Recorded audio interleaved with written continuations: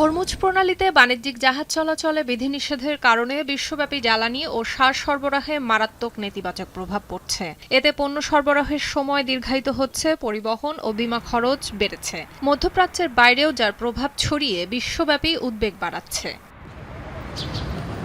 এই পরিস্থিতিতে ইরানের পররাষ্ট্র মন্ত্রণালয়ের মুখপাত্র ইসমাইল বাঘাই নিশ্চিত করেছেন, হরমুজ প্রণালীতে বাণিজ্যিক জাহাজ চলাচলের জন্য একটি নির্দিষ্ট রুট নির্ধারণের বিষয়ে ঐকমত্যে পৌঁছেছে ইরান ও ওমান। তিনি আরও জানান, কোনো তৃতীয় পক্ষ এ প্রক্রিয়ায় বাধা না দিলে আগামী শুক্রবারের মধ্যেই একটি যৌথ ঘোষণা আসবে। তেহরান ও মাস্কাটের মধ্যকার এই বোঝাপড়াকে অত্যন্ত পেশাদার পদক্ষেপ হিসেবে আখ্যা দেন বাঘাই। 72 ঘন্টা ময়েশ্চার লক সমৃদ্ধ লিলি হুইপড শিয়া মিস্টিক গ্লোয়িং বডি ওয়াশ। শিয়া বাটারের গুডনেস স্কিন রিপেয়ার করে রাখে সফট ও গ্লোয়িং, ছড়িয়ে দেয় লং লাস্টিং ফ্রেগন্যান্স। ইরানের আইন এবং আন্তর্জাতিক বিষয়ক উপপররাষ্ট্রমন্ত্রী কাজেম গরিবাবাদি জানান, পরিকল্পিত এই নৌপথের বড় একটি অংশ ইরানের জলসীমার মধ্যে থাকবে, আর কিছু অংশ যাবে ওমানের জলসীমার মধ্য দিয়ে। তবে জাহাজের ওপর শুল্ক বা সার্ভিস ফি বসানো নিয়ে দুপক্ষের মতপার্থক্যও রয়েছে।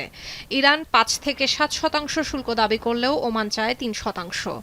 যুক্তরাষ্ট্র কোনো শুল্ক বা টোল না রাখার পক্ষে অনড়। এছাড়া অঞ্চলটির নিয়ন্ত্রণকারী IRGC আলোচনায় অনুপস্থিত থাকায় চুক্তি বাস্তবায়নের ক্ষেত্রেও কিছু জটিলতা রয়েছে। মার্কিন প্রেসিডেন্ট ডোনাল্ড ট্রাম্প ও প্রশাসনের শীর্ষ কর্মকর্তারা দাবি করেছেন, হরমুজ খুলে দেয়া এবং সংকট নিরসনে ইরানের সঙ্গে আলোচনা চলছে। তারা যুদ্ধ এড়িয়ে কূটনীতিকেই বেশি প্রাধান্য দিচ্ছেন। তবে এই আলোচনার কথা অস্বীকার করেছে তেহরান। ইরানের দাবি, ওমানের সঙ্গে তাদের এই আলোচনা সম্পূর্ণ দ্বিপক্ষীয়। Called me and said very politely, "Please, can we talk? Can we talk?" They didn't want, and I said, "Yes, we can talk. Let's get it done. Finally, let's get it done."